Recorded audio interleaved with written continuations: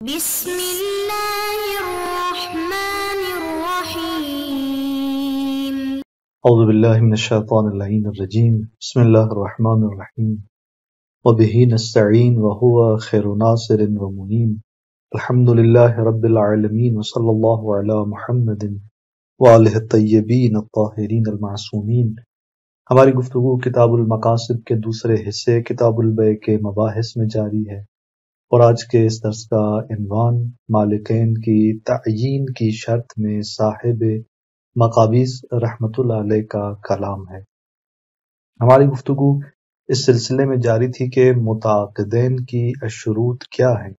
اور اس سلسلے میں ہم نے پہلی شرط کو بیان کیا گزشتہ درس کے اندر کہ متعاقدین کی شروط میں سے ایک شرط یہ ہے کہ وہ عقد کے مدلول اور مضمون کی نسبت قصد رکھتے ہوں، ان تمام تفصیلات کے ساتھ کہ جو پیچھے بیان ہو گئیں۔ آج کے اس درس کے اندر ایک اور شرط کی طرف شیخ انصاری اشارہ فرماتے ہیں کہ اگرچہ اس کو ایک مسئلے کے عنوان سے جدا گانہ طور پہ بیان نہیں کر رہے، لیکن یہاں پر اسی مسئلے کے ضمن میں اس دوسری شرط کی طرف دروا کے اشارہ فرمانا چاہتے ہیں کہ متعاقدین جب یہ عقد انجام دیتے ہیں تو وہاں پر ان عوض جو کہ یعنی عوض اور معوض ثمن اور مسمن ہے، ان کے جو مالک ہیں، جو مالک اصلی ہے، اس کی تعیین جو ہے آیا معتبر ہے یا معتبر نہیں ہے۔ اس سلسلے میں صاحب مقابیس رحمۃ اللہ علیہ کے کلام کو بیان کرتے ہیں، اور یہ ایک طولانی تفصیلی کلام ہے جس کو بیان کرنے کے بعد شیخ اپنی نظر بیان کرتے ہیں۔ تو اس طرح ایک دو جلسوں میں یہ صاحب مقابیس کا کلام آپ کے لیے بیان کیا جائے گا، اور آج کے اس درس کے اہم مطالب میں سے ایک جو مطلب ہے وہ یہ ہے کہ متعاقدین کی شروط میں سے مالکین کی تعیین کی شرط یہ جو ہے آیا ہے یا نہیں ہے، اس کو ہم بیان کریں گے، اور اس شرط کے سلسلے میں صاحب مقابیس کا کلام یہاں پر ذکر ہوگا، اور اس مسئلے کے اندر صاحب مقابیس دو صورتوں کو دروا کے بیان کر رہے ہیں، اور ان دو صورتوں میں سے آج پہلی صورت کی طرف ہم اشارہ کرتے ہیں کہ صاحب مقابیس اس سلسلے میں کیا فرماتے ہیں۔ تو چلتے ہیں اپنے پہلے عنوان کی طرف کہ جس میں مرحوم شیخ انصاری رحمۃ اللہ علیہ صاحب مقابیس کے اس کلام کو ذکر کرتے ہیں، اور وہ دوسری اس متعاقدین کی شروط میں سے دوسری شرط کے سلسلے میں ہے کہ یہاں پر دونوں اس مالک کی تعیین یعنی عوض اور معوض کے مالک کی تعیین شرط ہے یا شرط نہیں ہے۔ تو اس سلسلے میں فرماتے ہیں کہ وَعْلَمْ أَنَّهُ ذَكَرَ بَعْضُ الْمُحَقِّقِينَ مِمَّنْ عَاصَرْنَاهُ كَلَامًا فِي هَذَا الْمَقَامِ، فرماتے ہیں کہ جان لیں کہ بعض محققین نے بیان کیا ہے، یہ بعض محققین ممن عاصرناہ، ان بزرگان میں سے، ان فقہا میں سے کہ جن کے ساتھ ہم معاصر ہیں، کہ جیسے کہ محشین اور بزرگان فرماتے ہیں کہ اس سے مراد جو ہے شیخ انصاری رحمۃ اللہ علیہ کی صاحب مقابیس ہیں، محقق تستری رحمۃ اللہ علیہ، کہ ذکر کلام، انہوں نے ایک کلام جو ہے ایک بیان ذکر کیا ہے فی ھذا المقام، یعنی اسی قصد کے شرط کے مقام میں، کہ جہاں پر متعاقدین کے قصد کو بیان کیا جا رہا ہے، یہیں پر انہوں نے ایک مطلب جو ہے وہ ذکر کیا ہے، کس بارے میں؟ فی انہ، اس حوالے سے کہ حل یعتبر تعین المالکین، آیا دو مالک کی تعیین معتبر ہے یا معتبر نہیں ہے؟ کون سے دو مالک؟ الذین یتحقق النقل والانتقال بالنسبۃ الیہما، وہ دو مالک کے جن کی نسبت جو ہے نقل اور انتقال تحقق پا رہا ہے۔ عقد جب وجود پاتا ہے تو اس عقد کے اندر نقل و انتقال صورت پاتی ہے، عوض جا رہا ہوتا ہے اس کے جیب میں کہ جو معوض کا مالک ہے، اور معوض جا رہا ہوتا ہے اس کی جیب میں کہ جو اس عوض کا مالک ہے۔ تو یوں نقل اور انتقال تحقق پاتے ہیں ان دو عوض اور معوض کے دو مالک کی نسبت۔ تو آپ فرماتے ہیں کہ آیا ان دو مالک کی تعیین معتبر ہے عملہ یا معتبر نہیں ہے؟ اس سلسلے میں بعض محققین یعنی صاحب مقابیس ایک بیان جو ہے وہ ذکر کرتے ہیں۔ وَذَكَرَ أَنَّ فِي الْمَسْأَلَةِ أَوْجُهًا وَأَقْوَالًا، فرماتے ہیں کہ اس مسئلے کے اندر چند وجوہات ہیں، یعنی چند جو ہیں وہ احتمالات پائے جاتے ہیں، اور چند اقوال ہیں۔ وَأَنَّ الْمَسْأَلَةَ فِي غَايَةِ الْإِشْكَالِ، فرماتے ہیں کہ مسئلہ یہ جو ہے تعین مالک کا یہ نہایت اشکال میں ہے، یعنی ایک سخت اور مشکل یہاں پر مسئلہ ہے۔ وَأَنَّهُ قَدْ اضْطَرَبَتْ فِيهَا كَلِمَاتُ الْأَصْحَابِ قَدَّسَ اللَّهُ أَرْوَاحَهُمْ، فرماتے ہیں کہ مضطرب ہیں اس کے اندر، اس مسئلے میں فقہا بزرگان کے کلمات، خداوند متعال ان کے ارواح کو منور فرمائے، فرماتے ہیں کہ ان کے کلمات یہاں پر مضطر ہیں فی تضاعیف ابواب الفقہ، یعنی ان کے وہ کلمات کے جو فقہ کے مختلف ابواب کے یعنی درمیان اور ان کے لابلا میں وہ کلمات انہوں نے بیان کیے ہیں، وہ کلمات مضطرب ہیں اس سلسلے میں۔ ثم قال، اور اس کے بعد یہ بیان کرنے کے بعد صاحب مقابیس میں وہ اس طرح سے فرماتے ہیں کہ وہ تحقیق المسئلہ، کس مسئلے کی جو تحقیق ہے ان کی نقطہ نگاہ سے وہ اس طرح سے ہے کہ جیسے ہم نے عناوین کے اندر بھی ابتدائی درس کے اندر ہم نے اشارہ کیا کہ یہاں پر دو صورتیں بیان کرتے ہیں در واقع صاحب مقابیس، ایک صورت کو ابھی جو ہے وہ آغاز کرتے ہیں اور اگلی ایک صورت جو اس کی دوسری صورت ہے وہ آگے بیان ہوگی۔ تو پہلی صورت کو اس طرح سے بیان کرتے ہیں کہ تحقیق مسئلہ یہ ہے کہ انہو ان توقف تعین المالک علی التعیین حال العقد، اگر متوقف ہو مالک کا معین ہونا اس کی تعیین پر حال عقد، یعنی عقد کے وقت مالک کی تعیین پر اس کا متعین ہونا متوقف ہے، اگر اس کو معین نہیں کیا جائے گا تو مالک تعین نہیں پائے گا، مالک مشخص نہیں ہو پائے گا۔ کیوں؟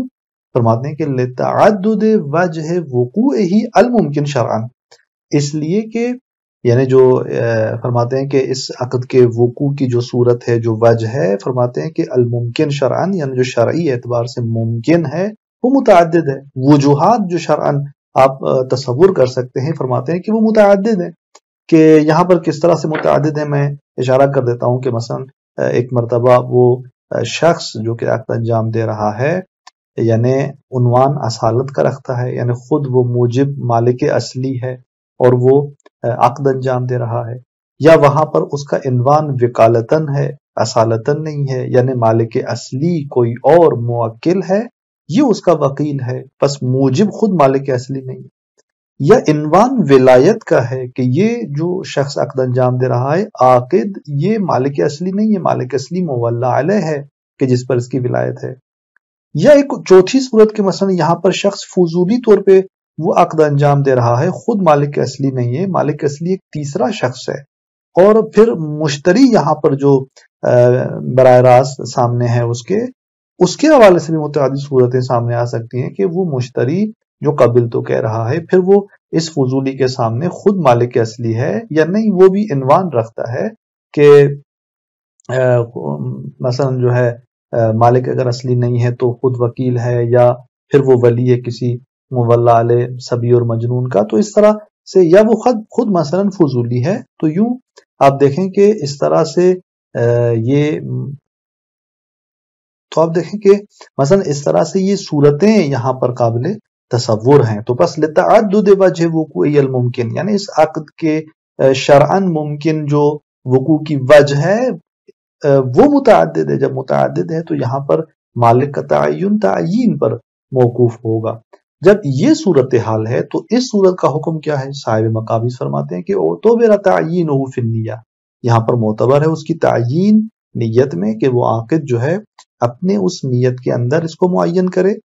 اراد یعنی اس ذہن کے اندر، او مع اللفظ بہ ایضا، یا جو ہے اس کی نسبت لفظ کے ساتھ جو ہے اس معین کرے، اس کو تعین کرے، یعنی مع اللفظ بہ، اس معین کے حوالے سے وہ تلفظ کرے، الفاظ کے دائرے میں اسے معین کرے۔ کبیع الوکیل والولی العاقد عن اثنین فی بیع واحد، فرماتے ہیں کہ جیسا کہ وکیل اور ولی جو کہ عاقد ہے اس کی بیع کرنا دو شخص کی جانب سے، یعنی یہاں پر وہ جو عاقد ہے وہ دو عنوان رکھتا ہے، وکیل بھی ہے اور ولی بھی ہے۔ اب یہ جو وکیل بھی ہے اور ولی بھی ہے یہاں پر وہ دو شخص کی جانب سے عقد انجام دے رہا ہے، یعنی کوئی چیز بیع کر رہا ہے، اور فی بیع واحد یعنی ایک ہی اس معاملے کے اندر ہے، ایک ہی معاملے کے اندر یہ شخص یہ عاقد بیع انجام دے رہا ہے، کس کی جانب سے؟ دو افراد کی جانب سے، کہ وہ دونوں جو ہے ان میں سے ایک اس کا موکل ہے اور ایک اس کا مولا علیہ ہے۔ اب اس کی مثالیں البتہ محشین نے بیان کی ہیں، کہ البتہ ایک مثال جو یہاں پر میں اشارہ کروں گا وہ یہ کہ مثلا دونوں جو افراد ہیں جن کی نسبت یہ جو وکیل ہے یا ولی ہے، یعنی دو عنوان رکھتا ہے، یا دونوں وکالت کا ہے، یا دونوں مثال ولایت کا ہے، یا ایک وکیل یا ایک ولایت، مثلا دو عنوان اس کے اوپر ہیں عاقد پر. اب وہ دونوں جو ہیں اس کو وکالت دے رہے ہیں، مثلا کیا کہ مثلا وہ کہہ رہے ہیں کہ 1 من گندم جو ہے وہ اس نے خرید کرنی ہے 1 دینار کے مقابلے میں، اور اسی طرح 1 دینار کے مقابلے میں جو ہے دوبارہ 1 من گندم اس نے بیچنی ہے. اس طرح سے ایک معاملہ انجام دیتا ہے یہ. اب یہ 1 من گندم جو ہے وہ بے کرتا ہے 1 دینار کے مقابلے میں، کہ یہاں پر وہ 1 من گندم بھی ان دونوں کے جو کہ جن کی نسبت سے یہ بے انجام دے رہا ہے، موکلین یا وہ جو 2 افراد ہیں اصل، ان کے ذمہ پر. اس طرح وہ دینار بھی ان کے میں کسی ایک کے ذمہ پر یہ لاتا ہے لعل تعین غیر معین صورت میں. تو یہاں ایک معاملہ ہے، ایک معاملے کے اندر یہ بے انجام دے رہا ہے، یعنی بے و شراء انجام دے رہا ہے، بیچ رہا ہے اور خرید رہا ہے. اسی طرح وہ ان دونوں کے ذمے پر جو ہے وہ اس مبیع کو قرار دیتا ہے، اس طرح وہ ثمن بھی ان دونوں کے ذمے میں کسی ایک کر یہ قرار دیتا ہے. تو اس طرح سے آپ دیکھیں کہ ایک ہی معاملے کے اندر ایک شخص جو کہ وکیل بھی ہے 2 جانب سے، یا مثلا وکیل اور ولی ہے 2 شخصوں کی نسبت جو ہے، وہ وہاں پر جو بے انجام دے رہا ہوتا ہے وہ ان دونوں کی نسبت ہوتی ہے. اب یہاں پر مثالیں تو متعدد بیان کی گئی، البتہ خود ان مثالوں کے اندر مختلف جو ہے وہ اشکالات بھی کیے گئے ہیں کہ آیا اس کی درست ترین جو ہے وہ کون سی مثال دی جا سکتی ہے. بہرحال یہ ایک مثال جو اگرچہ نادر اس کا مورد ہے، لیکن بہرحال یوں ایک مثال اس کی تصور کی جاتی ہے. جیسے میں نے عرض کی کہ دونوں نے اس کو وکالت دی ہوئی ہے کہ اس نے 1 من گندم جو ہے وہ ذمے پہ خرید کرنی ہے 1 دینار کے مقابلے میں. اچھا، پھر دوبارہ انہوں نے یہ بھی کہا ہوا ہے کہ 1 دینار جو ہے وہ اس کے مقابلے میں اس نے 1 من گندم جو ہے وہ بیچنی ہے، یعنی 1 دینار کے مقابلے میں. تو ایک ہی معاملے کے اندر یہ دونوں معاملے جمع ہو جاتے ہیں کہ وہی 1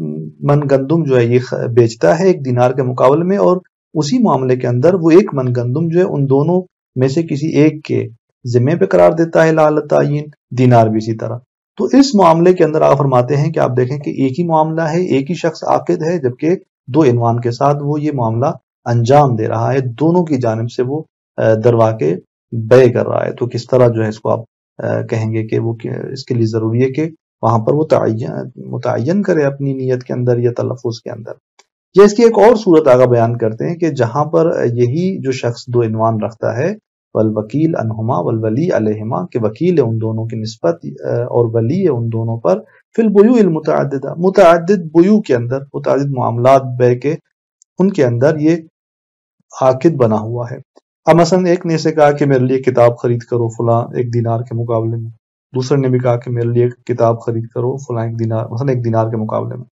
تو اب وہ جو کتاب اس نے خرید کرنی ہے وہ ان دونوں کی سیم کتاب، مثلا انہوں نے کہا ہے مقاصد کی کتاب ہمارے لیے خرید کرو 1 دینار کے مقابلے میں. تو اب یہ متعدد بے انجام دیتا ہے، ایک بے انجام دیتا ہے جس میں کتاب 1 دینار کے مقابلے میں خرید کرتا ہے، پھر دوسری بے کے اندر بھی وہی کتاب خرید کرتا ہے اس طرح کی. تو یہاں پر ان متعدد بیوع کے اندر اسے مشخص کرنا ہوگا کہ وہ پہلے معاملے میں کتاب کس کے لیے خرید کی، دوسرے معاملے میں اس کتاب کو کس کے لیے اس نے خرید کیا. فَيَجِبُ أَنْ يُعَيِّنَ مَنْ يَقَعُ لَهُ الْبَيْعُ بِالشَّرَاءِ. فرماتے ہیں کہ یہاں پر ضروری ہے، اس کے لیے واجب ہے کہ معین کرے کہ کون ہے وہ شخص جس کے لیے بے انجام دے رہا ہے، بے واقع ہو رہی ہے، اور شراء وہ خرید واقع ہو رہی ہے، من نفسہ و غیرہ، خود وہ ہے یا اس کا کوئی غیر ہے، اپنی طرف سے اپنے لیے وہ معاملہ انجام دے رہا ہے، یا نہیں جو اس کا موکل ہے یا مولا علیہ ہے اس کی نسبت سے یہ معاملہ انجام دے رہا ہے. وَأَنْ يُمَيِّزَ الْبَائِعَ مِنَ الْمُشْتَرِ، یعنی فَيَجِبُ أَنْ يُمَيِّزَ، واجب ہے اس پر کہ وہ بائع کو مشتری سے جدا کرے، تمییز دے، مشخص کرے. اِذَا أَمْكَنَ الْوَصْفَانِ فِي كُلٍّ مِّنْهُمَا، کہ جب ان دونوں کی نسبت یہ 2 وصف جو بے اور شراء کی ہیں ممکن ہوں، یعنی ان دونوں کے لیے، یعنی ان دونوں کا کے حق میں اس بے اور شراء کی ان دونوں عنوان کو لایا جا سکتا ہو، مثلا وہ دونوں بائع دونوں مشتری بن سکتے ہوں. تو جب یہ دونوں وصف ان میں سے ہر ایک کے لیے امکان رکھتے ہیں کہ مثلا وہ بے کا عنوان بھی ہر ایک پہ منطبق آ سکتا ہے اور شراء کا، تو یہاں پر ضروری ہے کہ ان میں سے ایک کے بائع ہونے کو دوسرے کے مشتری ہونے کو جدا کرے، وإلا پھر یہ معاملہ جو ہے وہ مشخص نہیں ہو پائے گا کہ کون بائع ہے کون مشتری ہے یہاں پر۔ آپ فرماتے ہیں کہ اب یہ جب صورتحال سامنے آتی ہے تو یہاں پر